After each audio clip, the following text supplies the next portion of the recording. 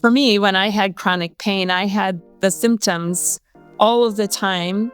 It was worse at night, better during the day. But there was this one weekend that I spent at my friend's house, and I arrived at the weekend and I could barely walk down the stairs because of my knee pain. And then by Sunday, I was walking around the woods with my friends. And I mean, the next day, Monday, it was back where it had been. Finding that inconsistency and that those pieces of evidence can be so important to really help us reappraise the signal. Hi, I'm Becca Kennedy. And hi, I'm Howard Schubiner. And this is The Science Behind the Symptoms, where together we will explore the new science of neuroplasticity through a lens of curiosity. And this is a podcast of the Association for the Treatment of Neuroplastic Symptoms, our nonprofit. And great to see you, Howard. This is episode 4, where we are going to this is part 2 of the treatment of neuroplastic symptoms. Exactly. Last time we talked about the standard treatment, particularly of chronic pain and other associated conditions that we see, anxiety, depression, chronic fatigue, etc. And we talked about the different medications that are typically used, sometimes invasive procedures. And we also talked about the standard psychotherapy techniques, such as cognitive behavioral therapy, acceptance and commitment therapy, and mindfulness-based therapies that are used for these disorders. And we pointed out some of the shortcomings of those modalities, which would be what would you say in summary? Well, a lot of those modalities are about coping and managing symptoms, but not about full resolution of the symptoms. So, and many of those modalities actually aren't effective at all. Or if there's some effect, it's because of the placebo effect. But today we're going to talk and dive into the emerging treatments that have been shown to be more effective, non-invasive, and resolve the symptoms completely, not just manage them. That's the goal, and it's been amazing to do this work for all these years. I'm a little older than you, so I've been doing it a little longer. But when I first started, seeing somebody's symptoms completely resolve with just some relatively simple interventions that we're going to talk about today is just mind-boggling. It is. Never thought I'd see that in my career. I know. It's amazing. Yes, I agree. And also that really what we've been able to do in the last decade or so is develop a research base.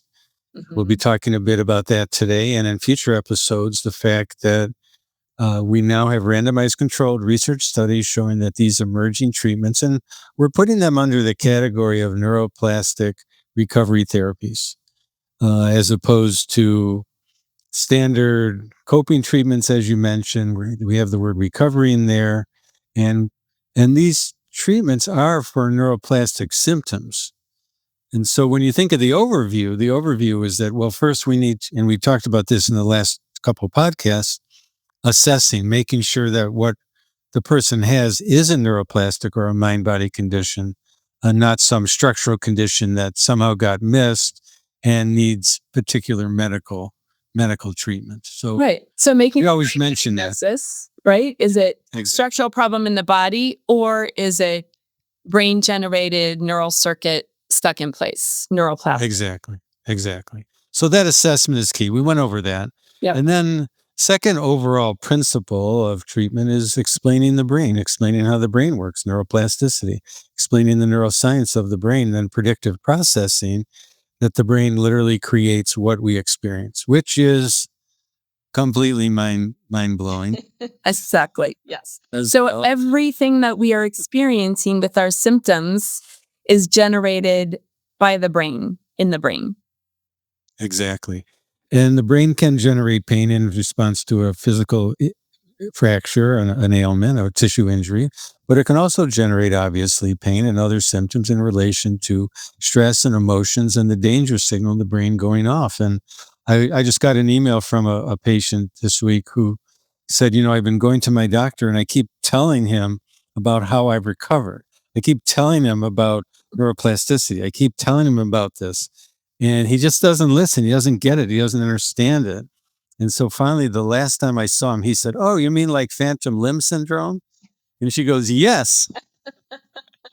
She's a success. She was persistent. It's just her doctor that she's trying to, who you think theoretically would kind of understand, this work a little bit. But obviously, it took a little prodding. It was really a great little story. Yeah, that's awesome. It's big ideas. I mean, it's not easy to wrap your brain around. Exactly. So today we're going to talk about the neuroplastic recovery therapies, and they kind of fall, I think of them in kind of three categories. One category is the fear reduction, symptom reappraisal category that we often call pain reprocessing therapy. Other people have called it other names. Mike Donino's study calls it psychophysiologic symptom relief therapy. So that's one major category that we're going to cover today. And that sort of is breaking the fear symptom loop. Exactly. And so if there's fear of the symptom, which there has to be, how can there not be? I mean, pain, anxiety, dizziness, nausea, fatigue are pretty powerful experiences to have. And they're obviously warning signals. That's the whole point of how the brain works, is that sends out a warning signal. There's danger. And it turns out there may be danger of a boss or a child or a situation, injustice of the world. There might be danger from stress or trauma in one's life, but there's also danger from having the symptom itself. And this can lead to a spiral. And we've seen this so many times, right? Yep. Right. Exactly. So pain reprocessing therapy works on the fear of the symptoms itself. And how does it do that? What is it? What are the components of pain reprocessing therapy? So, first of all, the understanding that the symptom is happening just from signaling in the brain through the neural circuit, not because of damage in the body. Exactly. So we have to reappraise what the symptom means. And again, it doesn't mean danger in the body or damage in the body. Right. And then we want to have ways of disengaging from the pain response. I talk about the 7 F's where people develop fear of the pain or the fatigue or the nausea, whatever it is. Focus on it, monitoring it, thinking about it all the time. Frustration with it, anger at it, of course, so annoying. Fighting it, giving it so much power by pushing against it, trying to figure it out endlessly, always thinking about why is it happening now? Yeah. Trying to fix it, and could kind of, if it ain't broke, it turns out if you're not actually broken, there's nothing physically to fix. You want to get better. And then finally, the last one is becoming forlorn or depressed about it. So all those F's really feed back into this danger signal, making it worse. Yeah. And most people with pain, chronic pain and other symptoms kind of get worse over time, rather than getting better over time because of this spiral. Yeah. Yeah. And all of those F's are intuitive and natural and the obvious things that would happen. And so to switch that is to move to not fearing the symptom.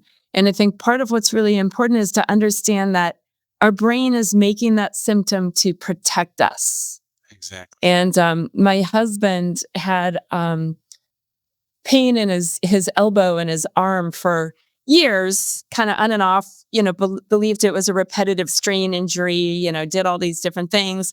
It didn't bother him so much or slow him down particularly. But as I started doing this work, I didn't even mention it to him that this is what was going on. He just sort of figured it out on his own. And so the pain went away. He was like, oh yeah, I realize now. That's all this was. And so now he wakes up in the morning every now and then and has the pain in his arm.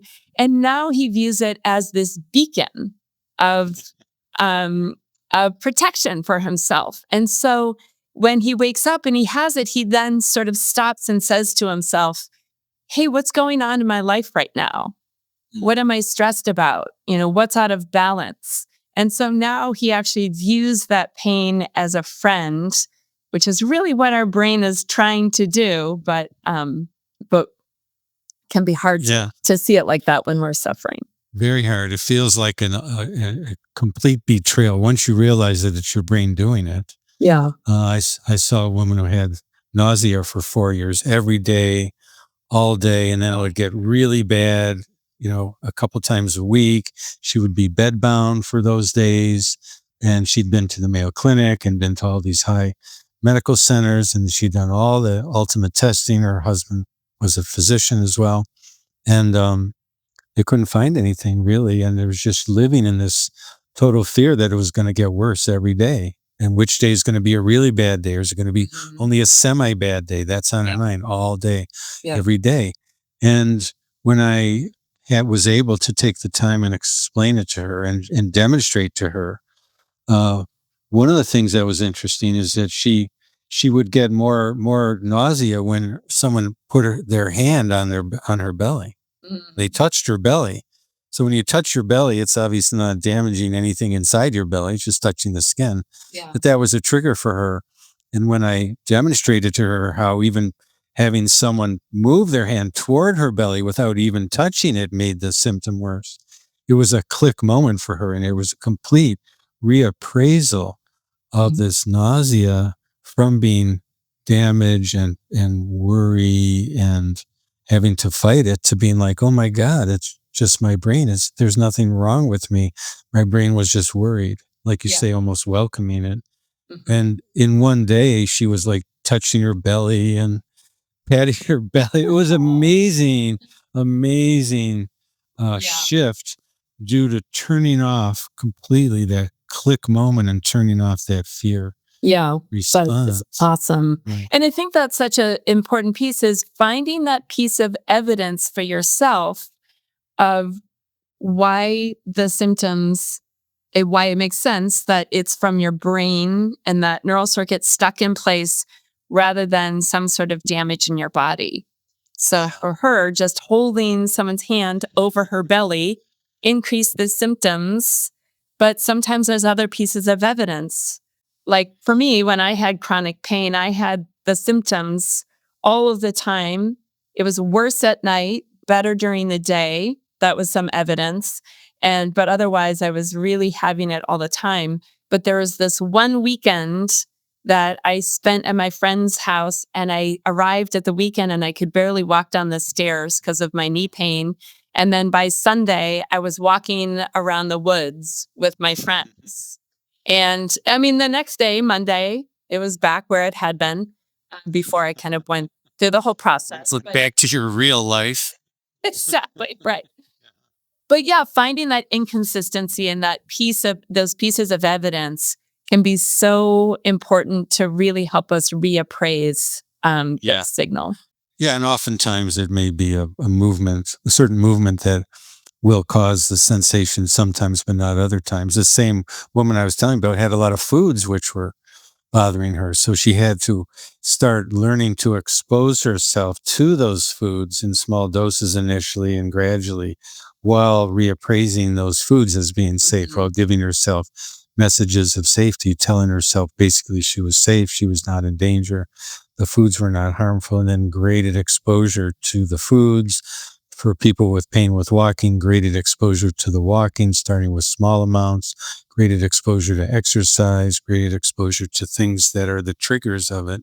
Right. So facing with your this fears, reappraisal. Yeah. So facing your fears, turning on the trigger, because there's not actually damage going on, and doing that little by little so that it can show the brain that we're not actually damaged. Right. And you're doing it under controlled circumstances in a sense, because you're the one in control. You're saying, let me go into this. Let me welcome this trigger. Right. As your husband is saying, welcoming it, seeing it in a completely different way. And we have to find the range of where that is. If we're bungee, if we're afraid of heights, we're not going to start bungee jumping. And I'm never bungee jumping. Oh my, it's really, Yeah. you got to face your fears, Howard. Yeah. Thanks. But sometimes where you start, like if you get dizziness when you stand up, for instance, then it might be starting with just visualizing standing up.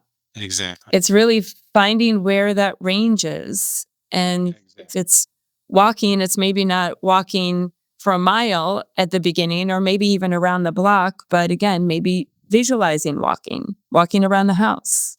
Yeah.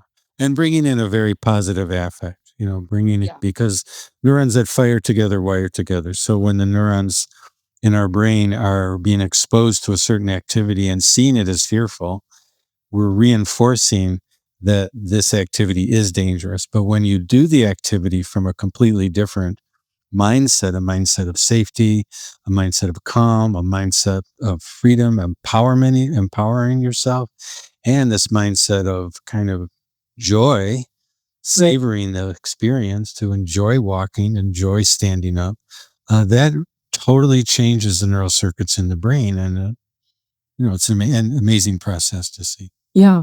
Yeah, absolutely.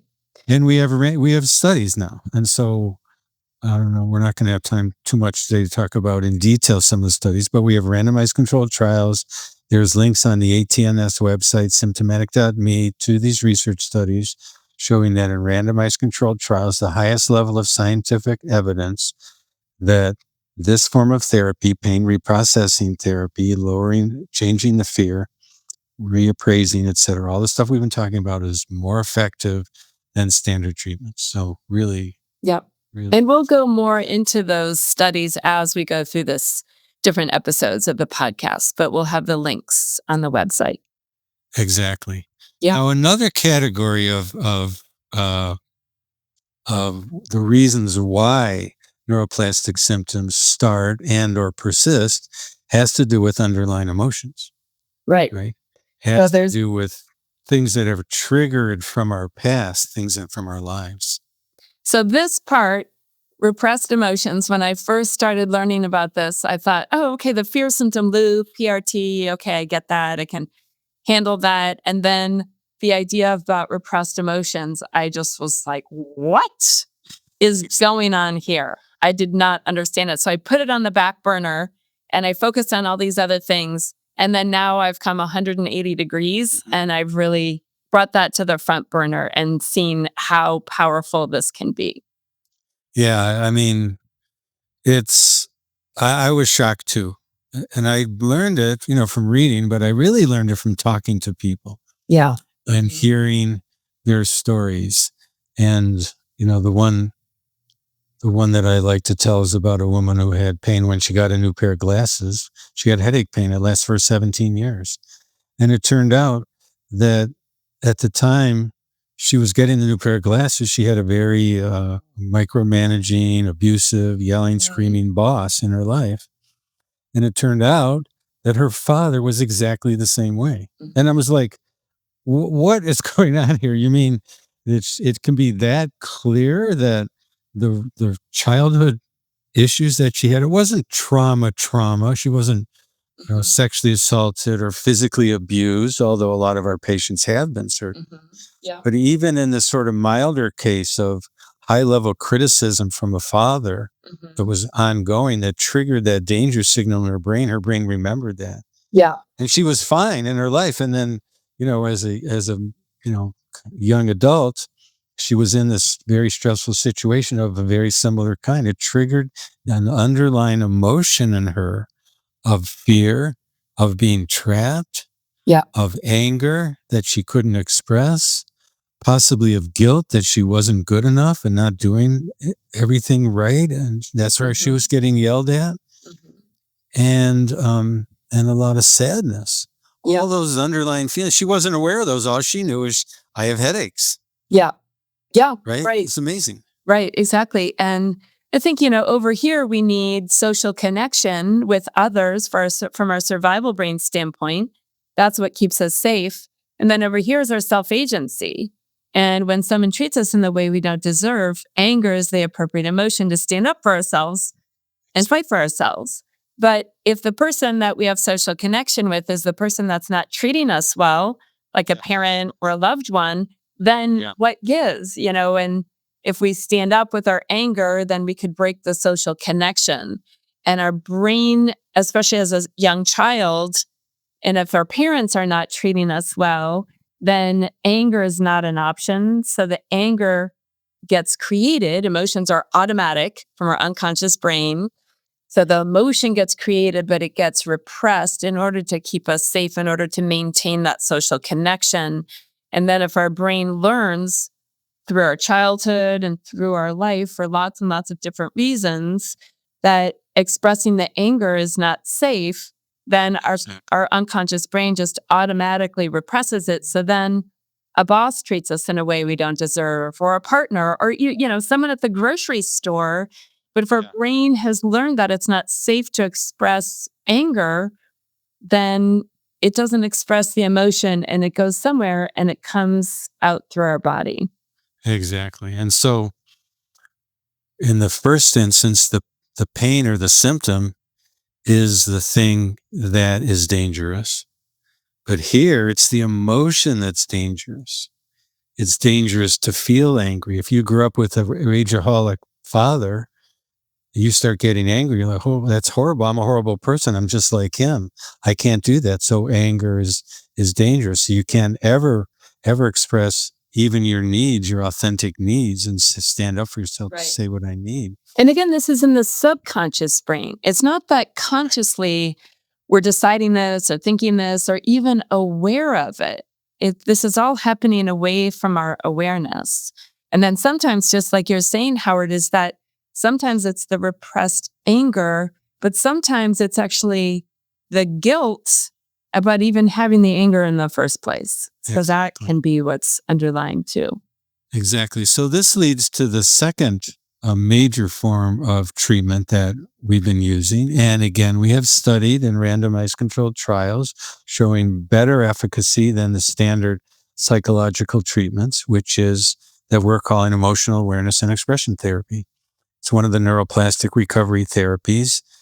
And this focuses on identifying which emotions that have been buried, have been seen as dangerous, which situations in people's life, which stresses, which traumas have led to those emotions, and what are the linkages between those stressful situations and the symptoms that people have in their lives. So once you do that, then you can begin to you identify the situations and you identify the emotions. Mm-hmm. So as a child, often our brain gets primed and learns different things. Like maybe we have, like you said, a father or a parent that's abusive or maybe not even abusive, has high expectations. And then later in life, as an adult, there's some situation that then triggers what our brain was primed for as a child. Exactly. And it can be neglect. It can be sometimes things that people do to others that are hurtful, make them fearful, or neglect things that you don't do where you're just not paying attention. Mm-hmm. They weren't really paid attention to, or what they can call enmesh, where it's like the child has to be the confidant and the caregiver to the parent. Mm-hmm. Those kind of situations happen, or the sibling is the one taking all the attention because they have an illness or because they act out all the time. Yeah. Or even it could be very loving parents and a very loving, nice childhood. Maybe there's just really high expectations because they want their child to succeed. Or maybe a parent died. Hey, why are you talking about my mom now?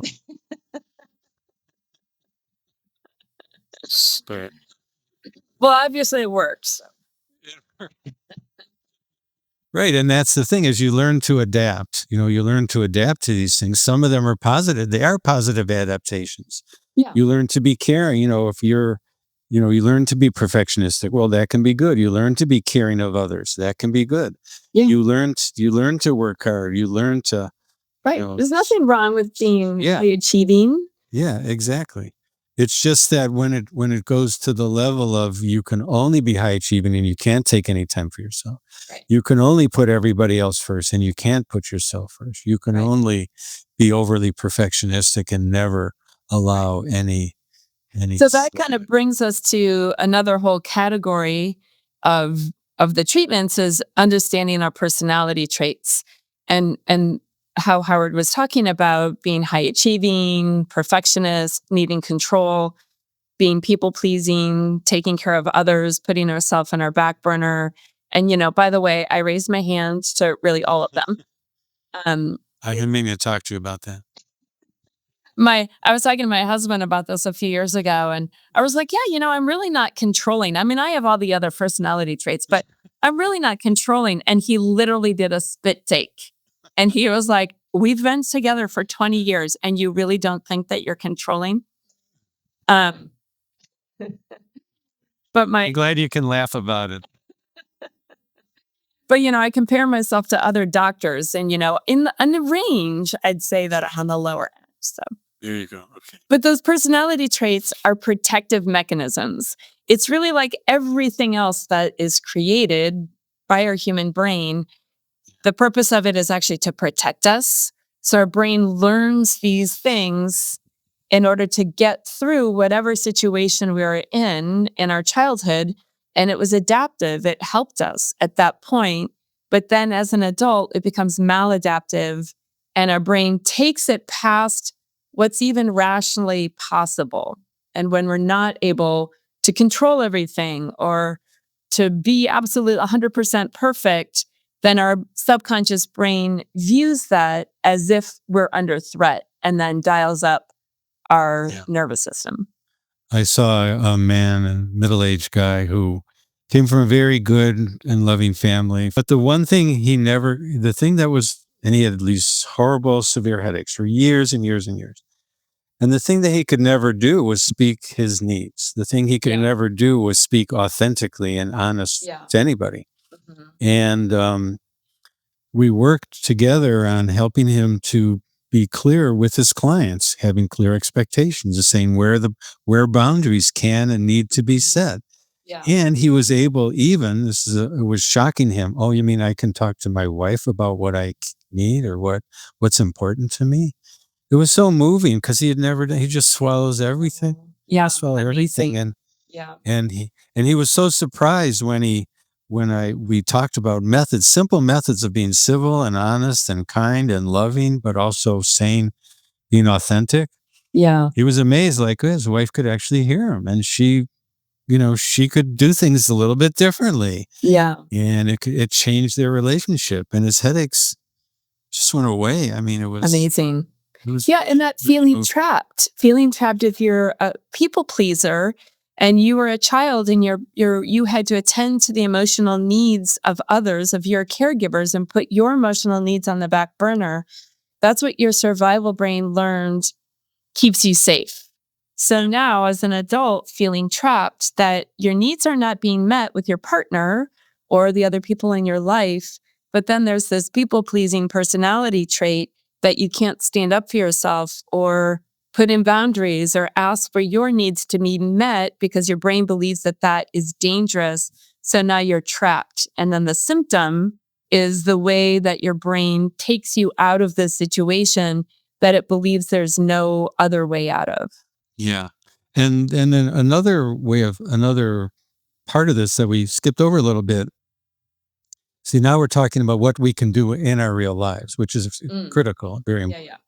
But also there's a part about the kind of the emotional awareness and expression therapy work where we in session in therapy, which can also be done in writing as well, where we identify the emotions that might have been buried that we talked about before: anger, guilt, fear, sadness, and grief, where we express them in safe and healthy ways, and we can then release them. And so it's not anger into the world is violence. It's not healthy.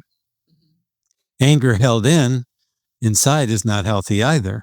Anger displaced onto, your dog or somebody's not healthy. But anger expressed in a safe and healthy way can be out loud when we're alone. can be in our imagination. When we allow ourselves to imagine yelling or screaming or hitting or pushing or kicking somebody or whatever it is that the anger wants to do, which seems so scary and dangerous, and it is, you shouldn't be done in real life, obviously, but instead of holding it in, when you can let it out in a safe and healthy way through this EAT process, it can be liberating, it can be freeing, Right. and then you can let go of it. Yeah. Because feeling the emotion in our consciousness is what releases the emotion, not just intellectually thinking about it or being aware. When I first started doing this, I was very emotionally repressed. And I would think of this conflict and I would go, okay, well, what does it mean to feel the emotion? I was like, okay, well, I'm thinking about it. Is that what it is? And it took me quite a while to actually figure out how to just really feel and embody the emotion in order to really express the emotion. Really, I want it to be a fly on the wall there. I want to see that. Oh, well, I fully express it now. I show my patients how I'm a fire-breathing dragon when I do this for myself. Yeah. And I was surprised too how liberating and fun it actually is, because you're not doing anything dangerous in real life. Right. You're not doing anything that you should feel guilty for, because what I tell my patients is your anger is justified. The fact that I was talking to a woman the other day who she feels so much pressure. It was the simplest thing, but she felt so much pressure to respond to texts all the time. Respond to the text, respond to them. She was always at the whim and mercy of all the other people who were texting her. It's kind of a symptom of modern life, I guess. Yeah, exactly. But she felt bad about it. She felt guilty about it because, she had to be good. She had to be a people pleaser, right? So when I helped her understand that, no, you don't have to do that. And in fact, you may have feelings about that. What feeling? Oh, well, maybe you have some anger about that. So you can express that anger in your mind or out loud when you're alone, toward people who are texting you all the time, toward your phone, toward anything related to that, to get it out and then to let it go. Right. And then to move to feelings of sadness. Because it's not just the anger that's often buried and repressed. It's also the sadness. And hurt. The hurt and the sadness and Yeah. grief. And sometimes men are good at expressing anger, but not so good at expressing guilt and grief and sadness. Yeah. And so the ability to be able to allow that sadness to be there, because as you say, anger is about standing up for yourself. But sadness is about connecting to yourself and connecting to others and showing compassion and caring. Yeah. And on the other probably side, found that. Yeah. And on the other side of that anger is love, compassion, and understanding. Exactly. And the compassion and understanding for ourselves, and then for the other person, so that we can then, like you're saying, let go of the anger. It has to be heard and experienced first, and then let go of through that understanding. And the anger is just for ourselves, and we only need to express it for our own unconscious brain's benefit. We don't actually need to express the anger to the other person in order to release it. Exactly. We can express our needs, as we talked about before, in civil and authentic ways, of course. Yeah. And underlying all of this really is compassion and self-compassion. Yeah. So what our goal is not to tear apart relationships, but to repair them. Yeah. And so the first relationship that many people need repairing is the relationship they have with themselves. Absolutely. And so that, and can be, again, it's an idea that people don't think about. What, I have a relationship with other people, but we have a relationship with ourselves and how we treat ourselves and how we see ourselves. And that can take a while that can take a long time. Yeah. That can be a long-term project to work on. I completely agree. And really having that self-compassion and not being hard on ourselves and highly critical of ourselves is so common in all of this. And again, it's what our brain learned as a child. It's not what's the actual truth. It's just what our brain went through, the messages we got, usually unintentionally, and how our human brain works that it learned that. Right. And the question is, do we feel worthy? Or do we feel worthy of our jobs? Do we feel worthy of our life? Do we feel worthy of happiness? Do we feel worthy of relationships and somebody loving us? Do we feel worthy of love? And it seems kind of woo-woo or esoteric or something, but man, those are really key issues that so many people struggle with. And often those are the key to turning down the danger signal in the brain, because you're feeling unsafe and trapped in so many ways in our lives. Yeah. And when you turn down that danger signal in the brain, better. Yeah. And we all deserve intrinsic self-worth and lovability just for who we are, but separate from anything external, separate from external achievements or what other people say, but just for who we are, because we are a human. We wouldn't look at a lineup of babies and say, oh, well, you deserve to be loved and you deserve to be loved, but you don't deserve to be loved. We would never do that. But as adults, because of what our brain learned, often that's what our unconscious brain believes about ourselves, that we're not actually intrinsically lovable and worthy just for who we are. So just like you're saying, that process to learn that can be a long process. And So when you put all this together, these what we're calling neuroplastic recovery therapies, we have a model where we assess people, make sure they don't have a structural ailment that needs medical treatment. We explain how the brain works and how the brain is responsible in a protective way for the symptoms, whether they're fatigue or dizziness or nausea or pain or anxiety or depression or insomnia, etc.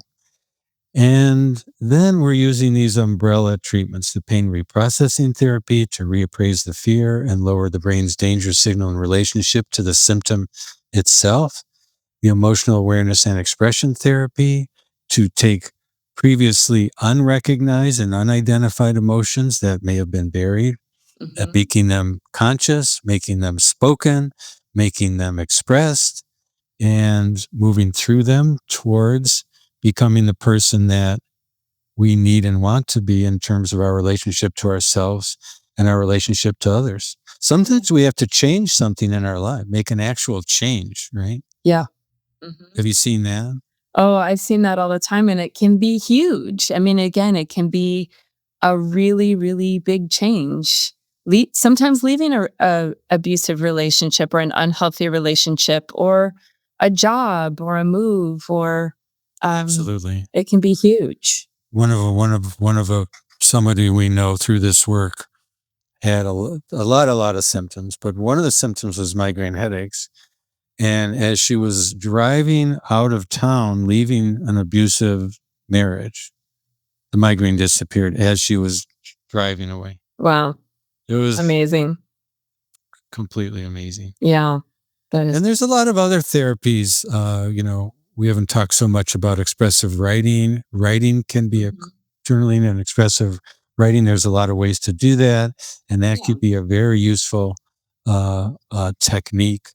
Yeah. There's other forms of therapy which neither of us are using that much. EMDR, internal family systems, kind of there's a bunch of somatic work, brain retraining work. Yeah. There's a lot of ways to do this. I don't think that we wouldn't want to be so arrogant to think that our way is the only way. And it's really about how do you bring safety to your unconscious brain, and each person is going to find a different way to do that, and that's okay. And this is kind of a new field also, so it's really how can we be curious about and expand and grow, and really just look at the different ways that this is happening, so that we can really make it more available for people to know about this approach. Right. And in upcoming episodes, our plan is to interview folks with a variety of different types of neuroplastic symptoms, talk about those disorders, talk about their process, their discovery, their methods that they use that they found helpful. Yeah. And the science too, the science behind exactly the diagnoses that people are given, and so that we can really put more of the information together in a way that makes sense. So this is the ATNS podcast, where we explore the new science of neuroplasticity through a lens of curiosity. I got to say it this time. All right, good job. And we are looking forward to seeing you next time. I'm Howard Schubiner. And this is Becca Kennedy. Thanks so much for joining us. Take care. See you later.